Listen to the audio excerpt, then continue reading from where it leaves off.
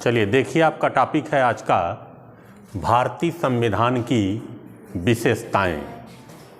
तो भारतीय संविधान की अगर पहली विशेषता देखा जाए तो भारत का संविधान विश्व का सबसे बड़ा लिखित संविधान है। ठीक ना। भारत का संविधान विश्व का सबसे बड़ा लिखित संविधान है। ठीक ना। पहली विशेषता क्या है कि भारत का संविधान विश्व का सबसे बड़ा लिखित संविधान है। ठीक ना। अब याद रखिएगा, एक शब्द आया है आपका लिखित। लिखित शब्द आया है, यानी संविधान दो प्रकार के होते हैं, एक लिखित और दूसरा अलिखित। लेकिन भारत का संविधान कैसा है? लिखित है। ठीक ना। याद रखिएगा, यदि हम दो देशों की बात करें, अमेरिका और ब्रिटेन की, तो अमेरिका का संविधान भी कैसा है? लिखित है। अमेरिका का संविधान लिखित है। ठीक ना। और अगले देश की बात करें हम, ब्रिटेन की, तो ब्रिटेन का संविधान अलिखित है। ठीक ना। ब्रिटेन का जो संविधान है कैसा है? अलिखित है। ब्रिटेन का संविधान कैसा है? अलिखित। यानी संविधान को हम कह सकते हैं दो प्रकार से होगा, लिखित और अलिखित। और भारत का संविधान विश्व का सबसे बड़ा लिखित संविधान है। ब्रिटेन का संविधान अलिखित है और अमेरिका का संविधान क्या है? लिखित है।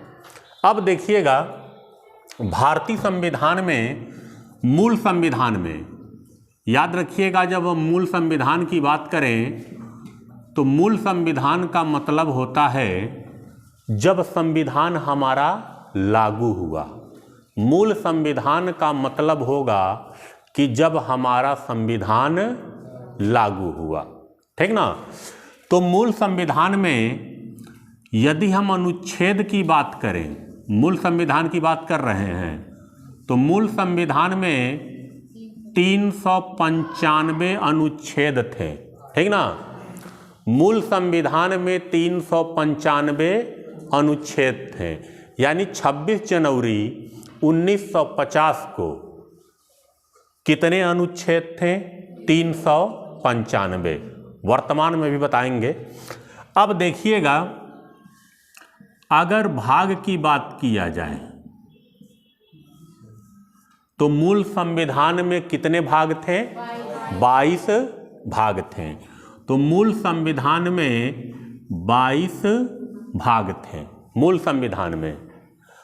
और मूल संविधान में अनुसूचियों की बात करें हम, तो अनुसूचियां आपकी कितनी थी? 8 थी। ठीक ना। ये मूल संविधान की बात हो रही है। कभी भी पूछे कि मूल संविधान में कितने अनुच्छेद थे? 395। मूल संविधान में कितने भाग थे? 22। मूल संविधान में कितनी अनुसूचियां थीं? 8। लेकिन याद रखिएगा, अगर हम क्वेश्चन पूछें कि वर्तमान में कितने अनुच्छेद हैं,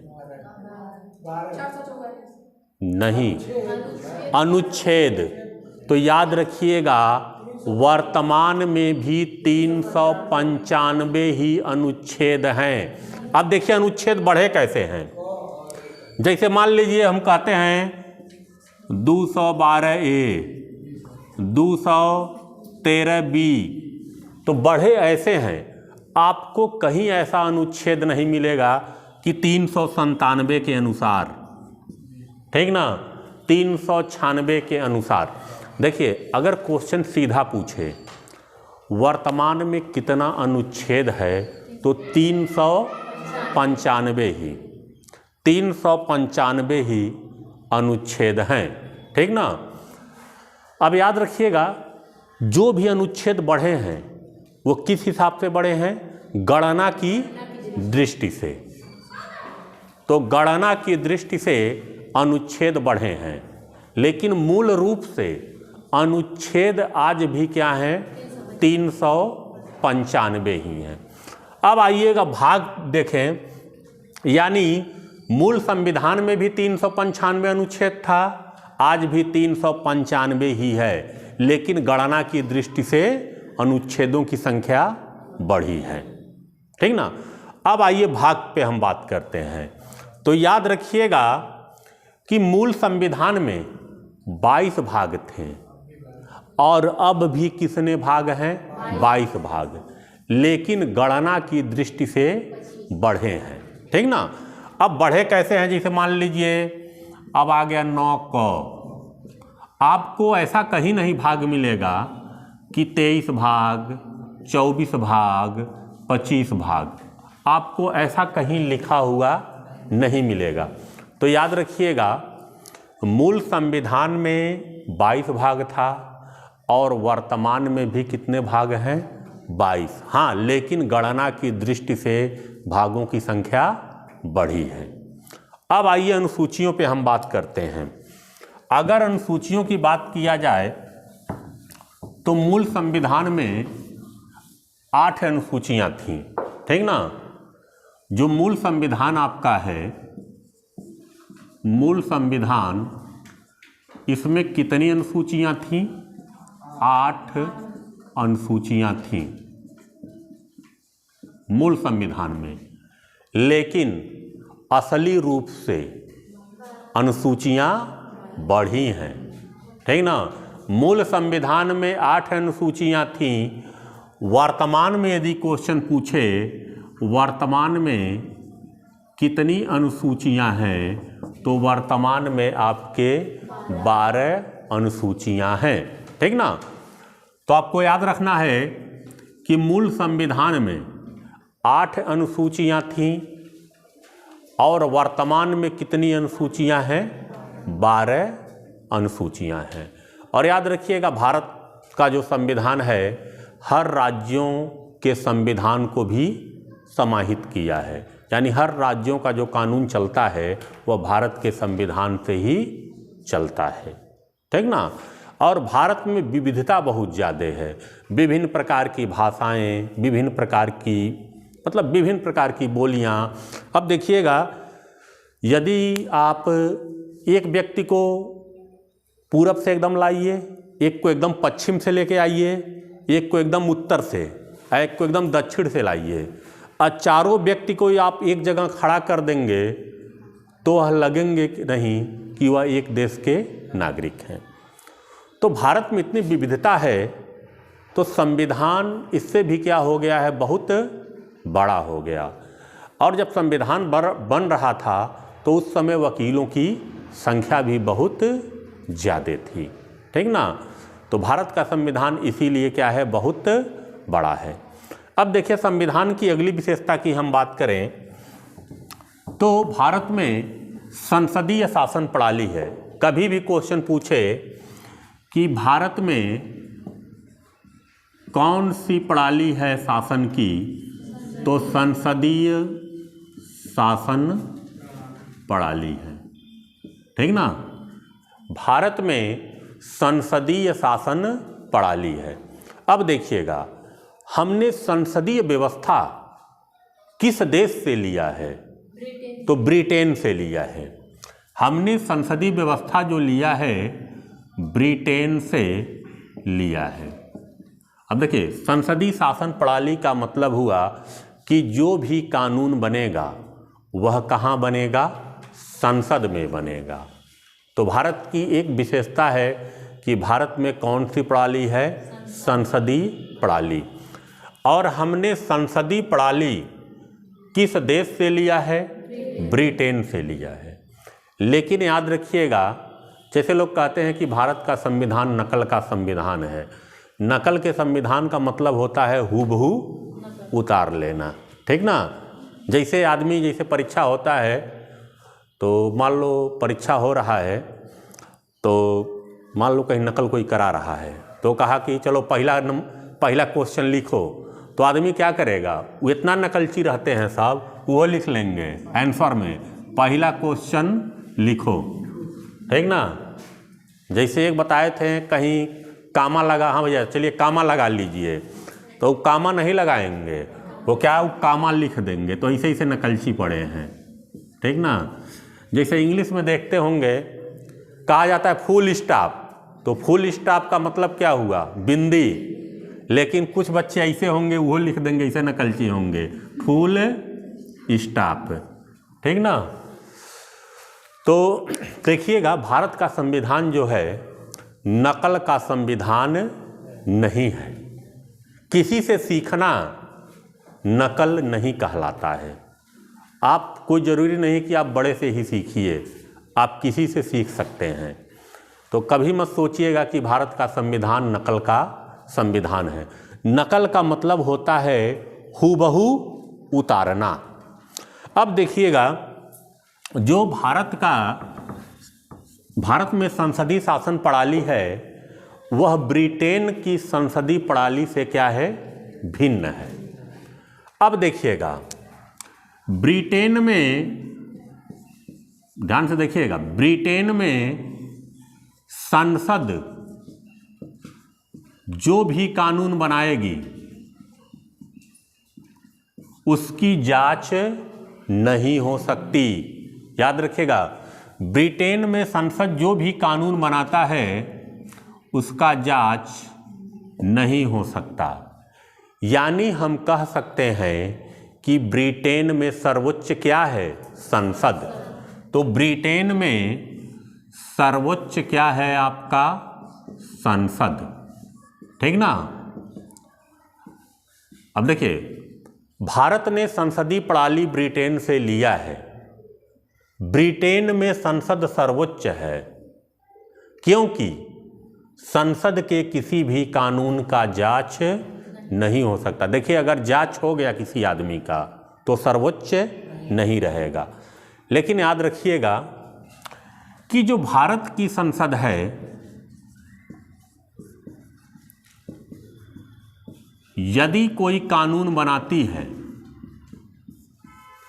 ठीक ना, यदि कोई कानून बनाती है और वह कानून संविधान का उल्लंघन करता है तो उस कानून की जांच कौन करेगा, न्यायपालिका। अब बताइए भारत के संसद द्वारा बनाए गए कानून की क्या हो गई, जांच। तो क्या भारत की संसद सर्वोच्च है, नहीं। भाई व्यवस्था हमने लिया है लेकिन एकदम नकल नहीं किया है, हमने सीखा है। किसी से सीखना उसे नकल नहीं कहा जाता है, और जो दूसरे से सीखता है वही आगे बढ़ता है। कहीं से आप सीखिए, छोटे से बड़े से, ठीक ना।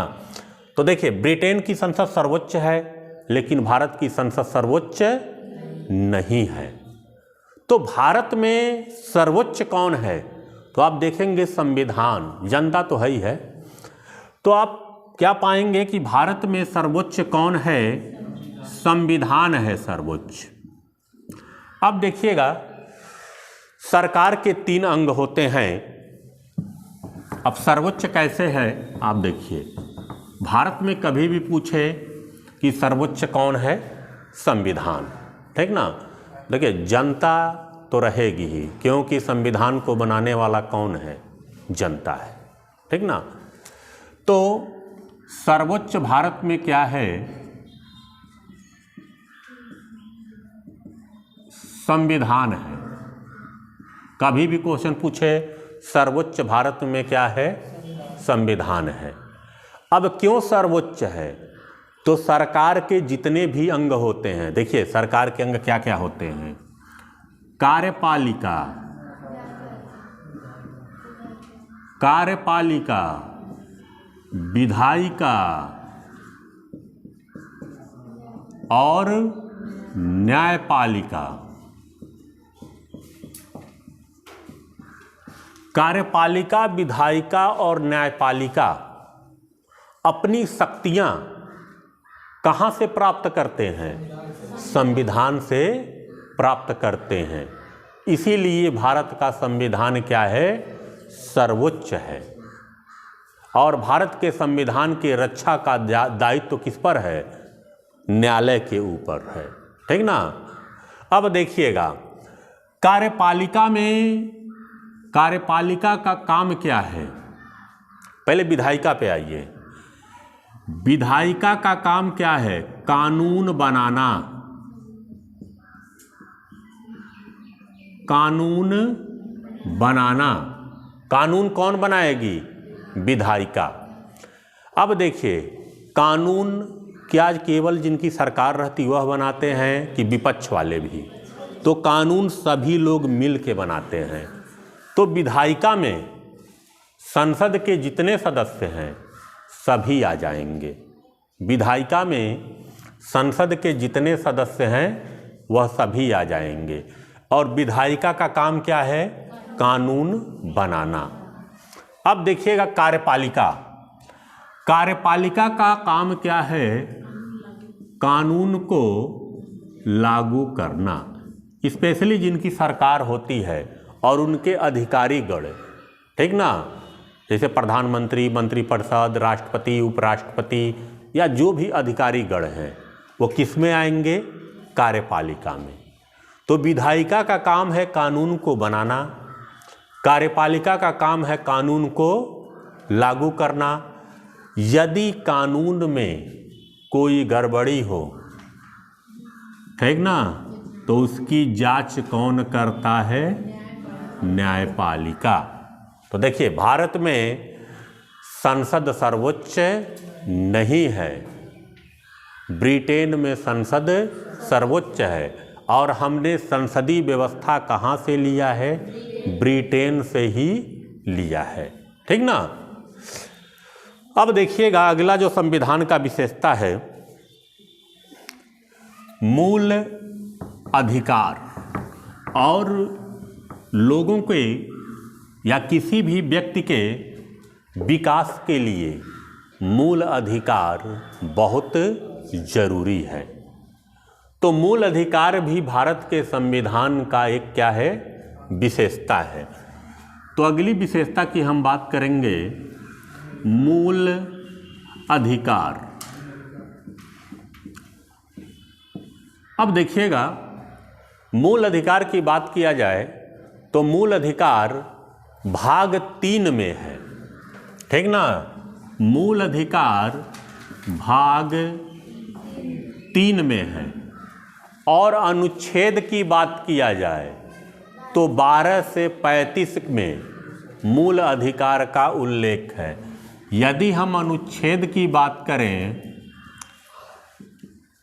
तो 12 से 35 तक किसका उल्लेख है? मूल अधिकार का। तो याद रखिएगा क्वेश्चन यदि पूछे कि मूल अधिकार का उल्लेख किस भाग में है तो भाग 3 में है। और मूल अधिकार का उल्लेख किन अनुच्छेदों में है तो 12 से लेकर 35 तक, ठीक ना। अब मूल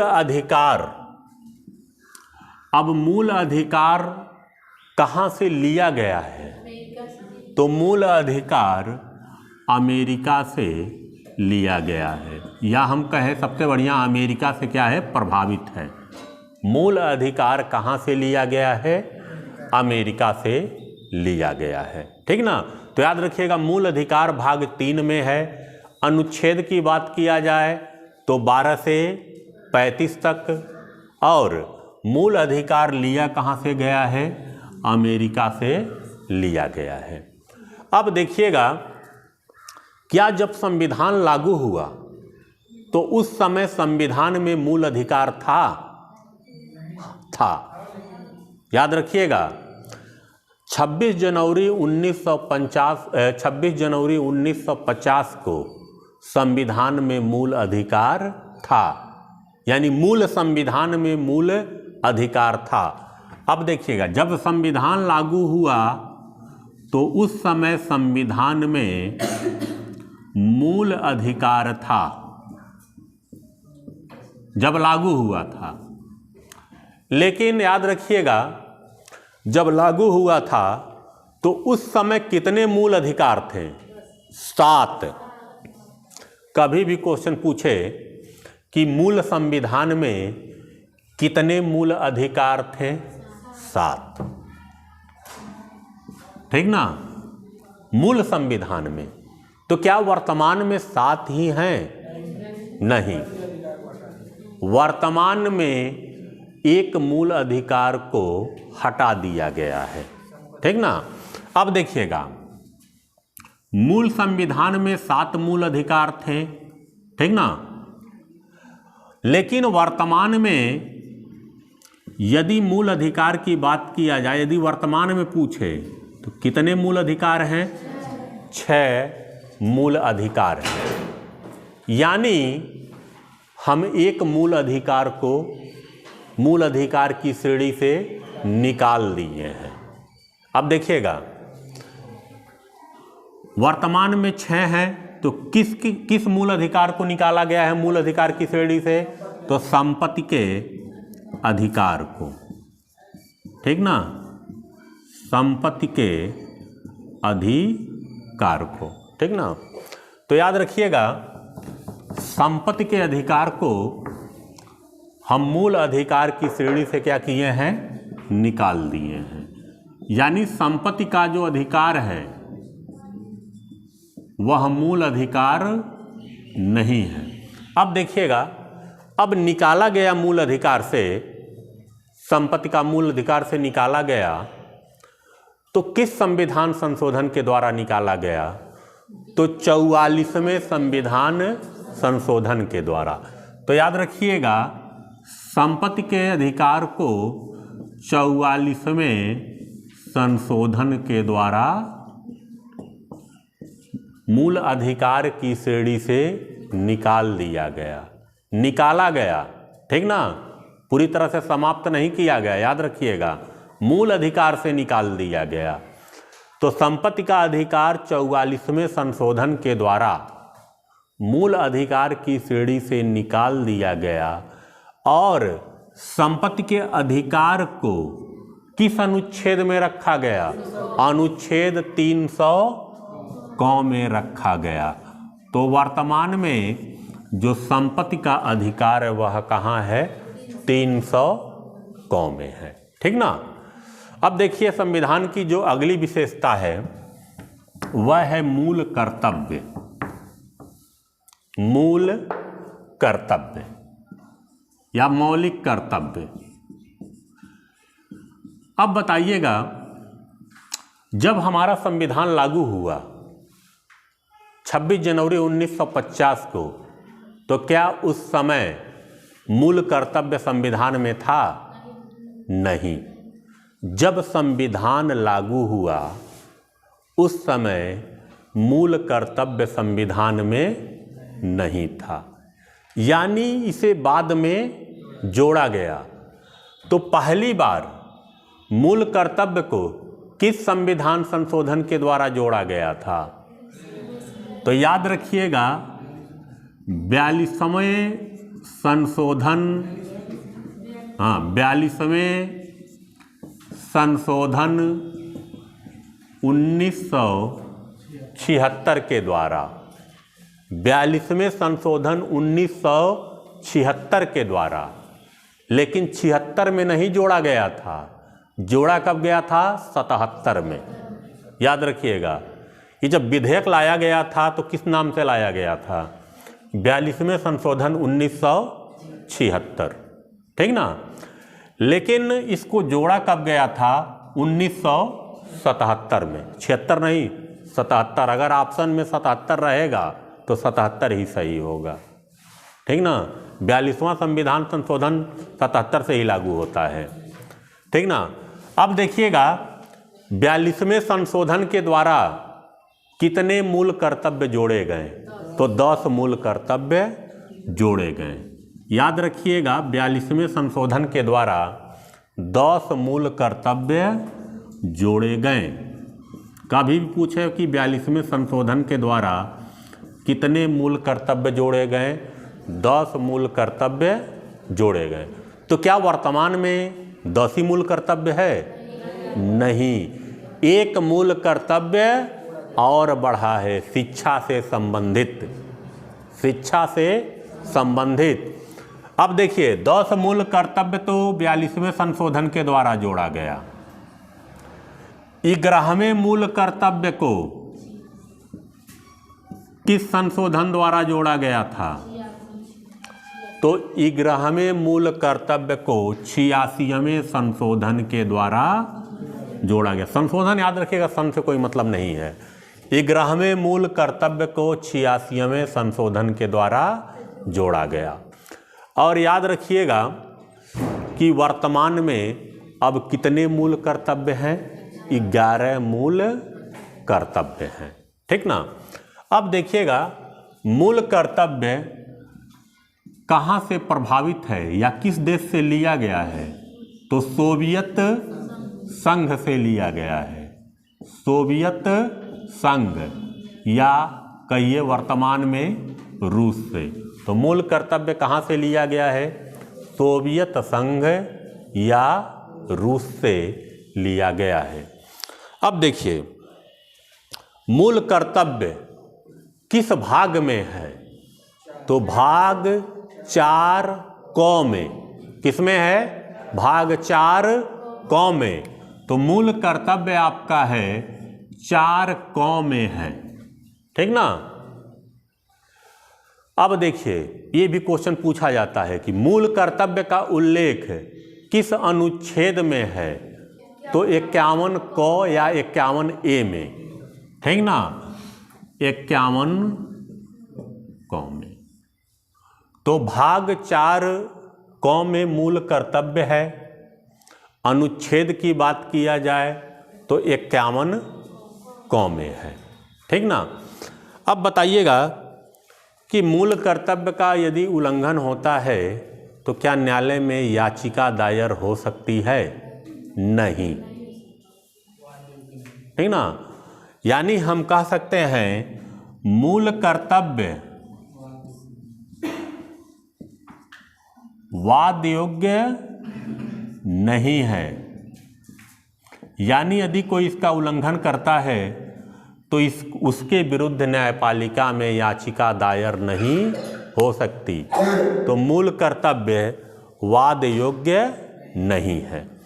अब देखिएगा अगला जो विशेषता है वह है नीति निदेशक तत्व। नीति निदेशक तत्व। नीति निदेशक तत्व। और यह बच्चे को पता होगा कहाँ से लिया गया है? आयरलैंड से, ठीक ना। नीति निदेशक तत्व कहाँ से लिया गया है? तो आयरलैंड से लिया गया है। अब नीति निदेशक तत्व भाग 4 में है, ठीक ना। नीति निदेशक तत्व भाग 4 में है। यदि अनुच्छेद पूछे कि नीति निदेशक तत्व का उल्लेख किन अनुच्छेदों में है, तो 36 से लेकर 51 तक। अनुच्छेद की हम बात करें तो 36 से लेकर 51 तक नीति निदेशक तत्व का क्या है? उल्लेख है, ठीक ना। एक चीज और रखिएगा, नीति निदेशक तत्व का यदि पालन नहीं होता है तो क्या आप न्यायालय में जा सकते हैं? नहीं। यानी नीति निदेशक तत्व भी वाद योग्य नहीं है। वाद योग्य नहीं है, ठीक ना। और उसमें नहीं, नीति निदेशक तत्व को प्रभावी बनाया जा सकता है। प्रभावी बनाया जा सकता है, ठीक ना। वो सरकार के ऊपर है, कानून बना के प्रभावी कर सकता है। लेकिन अगर सीधा क्वेश्चन पूछे कि नीति निदेशक तत्व क्या न्यायालय में लागू हो सकता है, तो आप कहेंगे नहीं। लेकिन अगर सरकार चाहे, देखिए धीरे धीरे नीति निदेशक तत्व की कई बातें क्या हो रही हैं, संविधान में समाहित की जा रही हैं और भागों में लागू करवाई जा रही है, ठीक ना। तो यदि सरकार चाहे तो कानून बना के इसको प्राथमिकता दे सकती है, नीति निदेशक तत्व को, ठीक ना। तो यह वाद योग्य नहीं है। अब देखिएगा, मूल अधिकार राजनीतिक लोकतंत्र की स्थापना करता है। जो मूल अधिकार हैं, मूल अधिकार राजनीतिक लोकतंत्र की स्थापना करता है, मूल अधिकार, लेकिन नीति निदेशक तत्व सामाजिक आर्थिक लोकतंत्र की स्थापना करता है। मूल अधिकार राजनीतिक लोकतंत्र की स्थापना करता है और नीति निदेशक तत्व सामाजिक आर्थिक लोकतंत्र की स्थापना करता है। ठीक ना, ये भी क्वेश्चन पूछा जाता है कि सामाजिक और आर्थिक लोकतंत्र की स्थापना कौन करता है, तो नीति निदेशक तत्व। विस्तार में पढ़ा जाएगा, अभी तो विशेषता हम लोग पढ़ रहे हैं। ठीक ना, अब अगला जो विशेषता है वह है स्वतंत्र न्यायपालिका।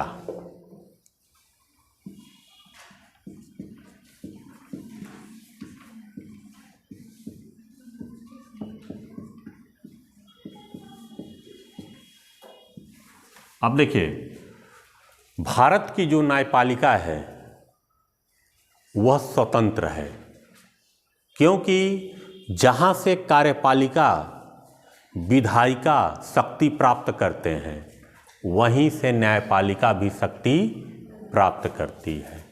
तो भारत में जो न्यायपालिका है वो क्या है, स्वतंत्र है।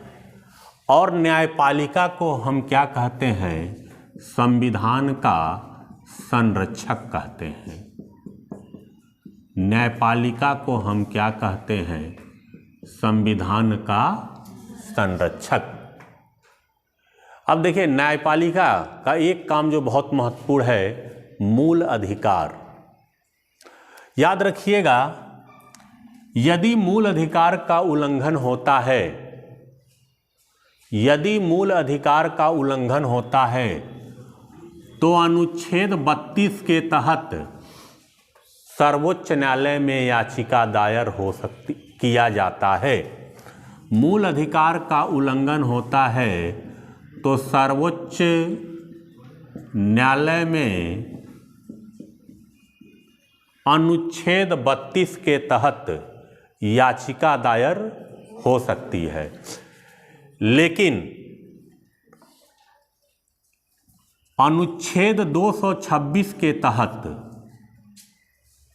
उच्च न्यायालय में याचिका दायर होती है। देखिएगा, यदि मूल अधिकार का उल्लंघन हो तो अनुच्छेद 226 के तहत उच्च न्यायालय में याचिका दायर होगी। यदि मूल अधिकार का उल्लंघन हो, ठीक ना, तो अनुच्छेद 32 के तहत सर्वोच्च न्यायालय या उच्चतम न्यायालय में याचिका दायर हो सकती है।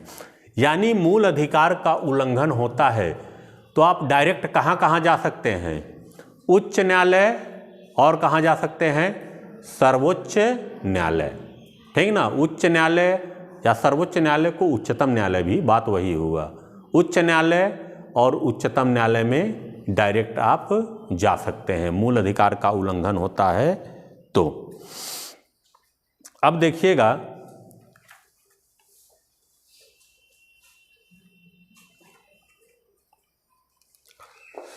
अगला जो विशेषता है वह है संविधान की सर्वोच्चता। खैर, इसको हम लोग देख लिए हैं, लेकिन एक बार देख लीजिए कि भाई हर देश का अपना अपना सर्वोच्च होता है। संविधान का सर्वोच्चता।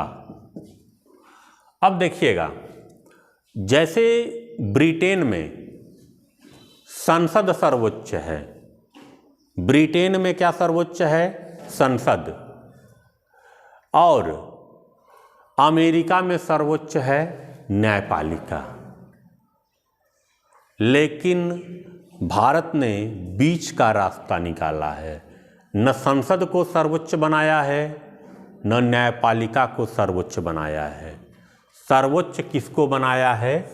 संविधान को सर्वोच्च बनाया है, क्योंकि जितने भी अंग हैं सरकार के, चाहे कार्यपालिका हुआ, चाहे विधायिका हुआ, चाहे न्यायपालिका हुआ, ये सभी शक्तियाँ किससे प्राप्त करते हैं? संविधान से प्राप्त करते हैं, ठीक ना।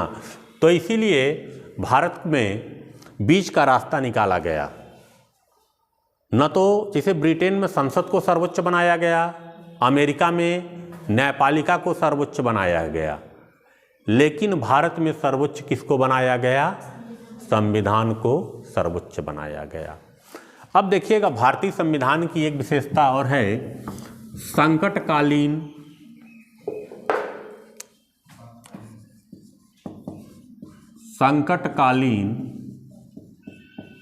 प्रावधान,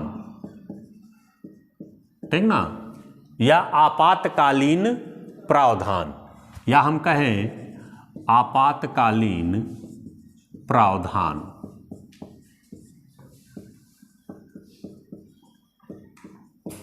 ठीक ना। देखिएगा, 3 अनुच्छेद इसके लिए हैं, संकटकालीन प्रावधान के लिए। एक तो अनुच्छेद 352, एक तो अनुच्छेद 356 और एक अनुच्छेद 360, ठीक ना। यदि 352 क्या है? युद्ध हो जाए या बाह्य आक्रमण हो जाए या सशस्त्र विद्रोह हो जाए, 3 आधार हैं, याद रखिएगा। युद्ध, बाह्य आक्रमण, सशस्त्र विद्रोह। अगर इस पे चाहे तो राष्ट्रपति आपातकाल लागू कर सकता है। याद रखिएगा, पहले सशस्त्र विद्रोह शब्द नहीं था, इसके जगह जो शब्द था आंतरिक अशांति था, जिसे 44वें संविधान संशोधन के द्वारा हटा दिया गया। अब आंतरिक अशांति के स्थान पे क्या है? सशस्त्र विद्रोह। तो 3 आधार हैं जिन पर राष्ट्रपति आपातकाल लगा सकता है: युद्ध, बाह्य आक्रमण और सशस्त्र विद्रोह। अब देखिएगा, 356 में क्या है? संवैधानिक तंत्र की विफलता, संवैधानिक तंत्र की विफलता। अब देखिएगा, यदि राज्य संविधान के अनुसार नहीं चल रहा है तो उस राज्य में राष्ट्रपति शासन लगाया जा सकता है। एक चीज देखिएगा, 356 में राष्ट्रपति शासन शब्द का उल्लेख नहीं किया गया है। राष्ट्रपति शासन किस अनुच्छेद के तहत लगाया जाता है? 356। लेकिन 356 में राष्ट्रपति शासन शब्द का उल्लेख नहीं किया गया है, ठीक ना। अब देखिएगा, अनुच्छेद 360 वित्तीय आपात।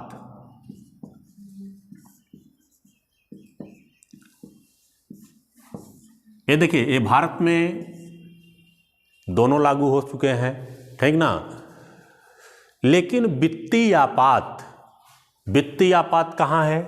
360 में। मान लो कभी संकट आ जाए, बहुत बड़ा संकट आ गया अर्थव्यवस्था का, तो वित्तीय आपात घोषित हो सकता है। अब भारत में आज तक वित्तीय आपात घोषित नहीं हुआ है, और जहाँ तक देखो कोई भी देश वित्तीय आपात घोषित नहीं करेगा। उसका रीजन है कि अगर तुम ही अपने आप को कंगाल घोषित कर दो, ठीक ना, कि हमारे पास आपात आ गया, तो कोई इज्जत करेगा? ठीक ना, कोई नहीं करेगा। अभी तो पाकिस्तान ही चढ़ रहा है, जब पता चल जाए कि भारत में क्या है, वित्तीय आपात, तब नेपाल भी हमारे ऊपर क्या करेगा? वो भी चढ़ाई करेगा। तो कभी भी कोई देश वित्तीय आपात जल्दी घोषित नहीं करता है। हाँ, जब बहुत प्रॉब्लम में है, छोटा देश कर सकता है, लेकिन भारत जैसा देश नहीं करेगा। किसका मतलब क्या हो गया? वित्तीय आपात का मतलब कि अर्थव्यवस्था है कि क्या हो गई, चरमरा गई, सरकार क्या आ गई है, एकदम संकट में आ गई है। ठीक ना? तो याद रखिएगा, अनुच्छेद 360 के तहत वित्तीय आपात की घोषणा की जाती है, लेकिन आज तक कभी भी वित्तीय आपात भारत में लागू नहीं हुए हैं। अब देखिएगा, अगला जो है संविधान का विशेषता है, वह है वयस्क मताधिकार। वयस्क मताधिकार, इसको हम सबसे अच्छा कहें सार्वभौमिक वयस्क मताधिकार।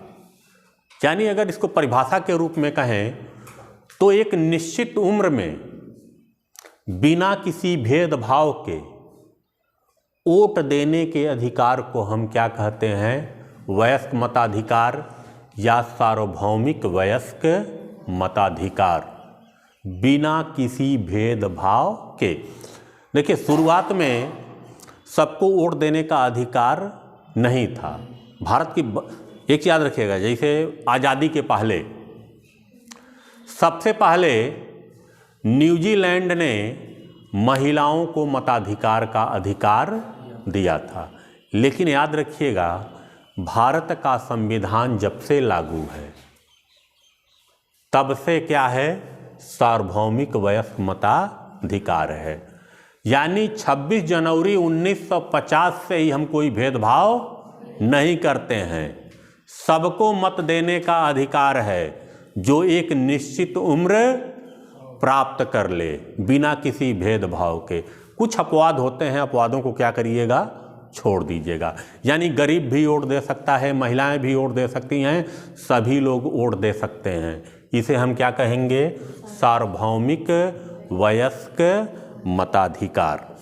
अब देखिएगा, अगली जो विशेषता है, अपने यहाँ ग्राम पंचायतों की भी स्थापना की गई है। ग्राम पंचायतों की भी स्थापना की गई है, या हम कहें ग्राम पंचायत, नगर पंचायत या स्थानीय स्वशासन की, स्थानीय स्वशासन की भी व्यवस्था है। यानी निचले स्तर पर गांव को भी अब क्या जोड़ दिया गया है? संविधान से जोड़ दिया गया है। देखिए, बहुत पहले जब संविधान में नहीं जुड़ा था 73वां 74वां संशोधन, तो ग्राम सभा में पैसे क्या आते थे? बहुत कम आते थे। लेकिन वर्तमान में देखिए भरपूर पैसे आते हैं। ठीक ना? यह भी गांव भी क्या है? एक प्रकार की सरकार है। प्रधान का भी बहुत पावर होता है। तो स्थानीय स्वशासन, इसको कई बार बताए हैं, लेकिन देख लीजिएगा, 2 संशोधन किए गए थे। 73वां संशोधन 1992 के द्वारा किसको जोड़ा गया? पंचायत को। ठीक ना? या ग्राम पंचायत। लेकिन याद रखिएगा, 73वां संविधान संशोधन 1992 में लाया गया था, लेकिन 73वां संविधान संशोधन 1993 में लागू होता है। 24 अप्रैल 1993। इसीलिए 24 अप्रैल को हम क्या मनाते हैं? पंचायती राज दिवस मनाते हैं। अब देखिएगा, 74वां संशोधन ये भी 1992 में ही लाया गया था, और इसके द्वारा क्या जोड़ा गया? नगर पंचायत। ठीक ना? इसके द्वारा क्या जोड़ा गया? नगर पंचायत को जोड़ा गया। 74वें संशोधन के द्वारा नगर पंचायत को जोड़ा गया। ठीक ना? अब देखिएगा, अगला विशेषता जो है एकल नागरिकता। एकल नागरिकता,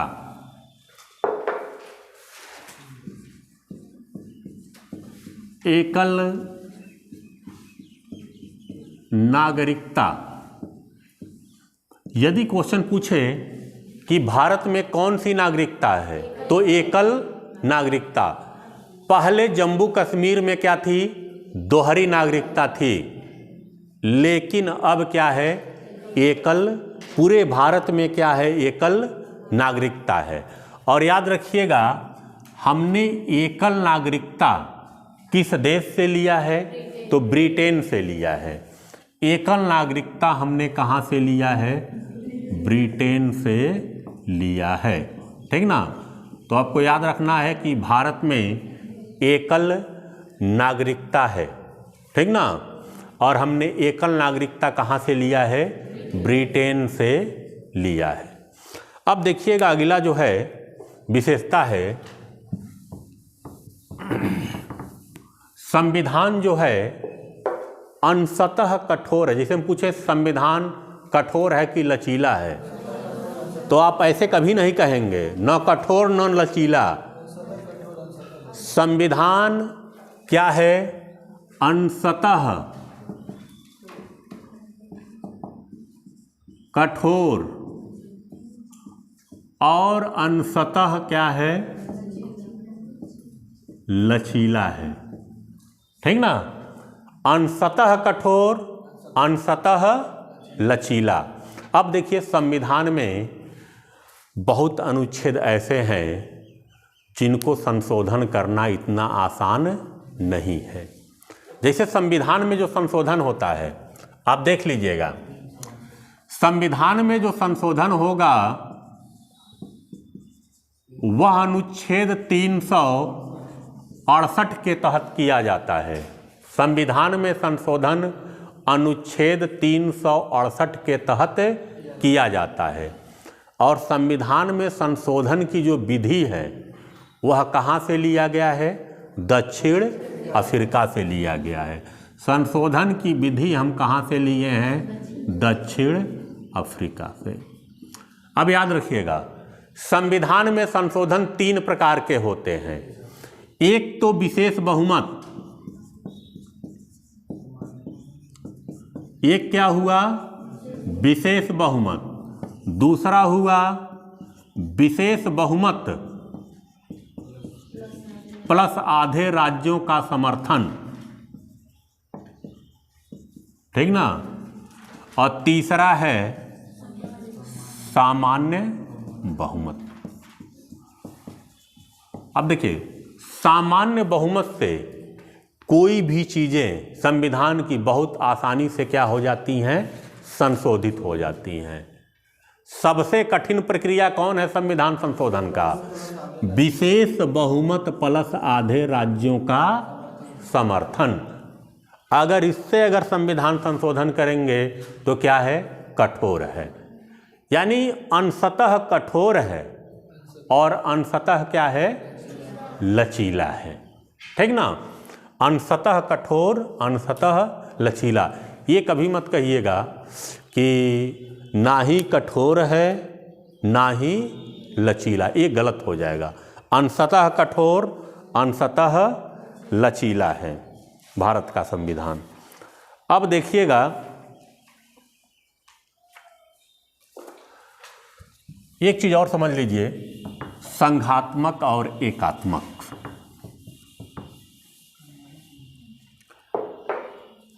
अब देखिए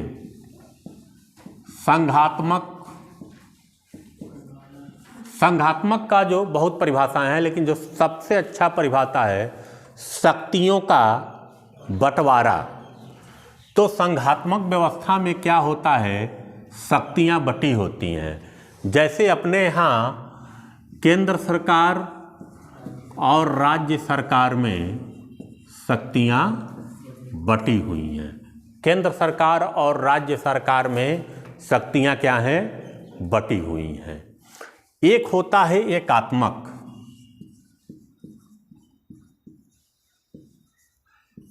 एकात्मक का मतलब होता है कि शक्तियां एक जगह केंद्रित रहती हैं, यानी शक्तियां एक व्यक्ति के पास रहती हैं, ठीक ना।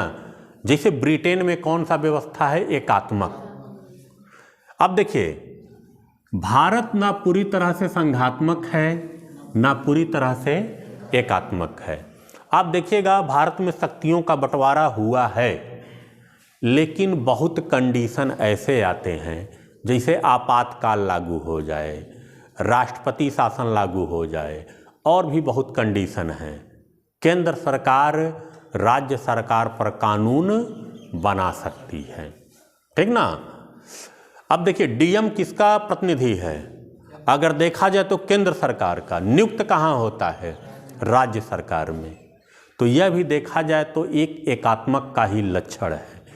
तो भारत को आप न पूरी तरह से संघात्मक कह सकते हैं ना एकात्मक कह सकते हैं।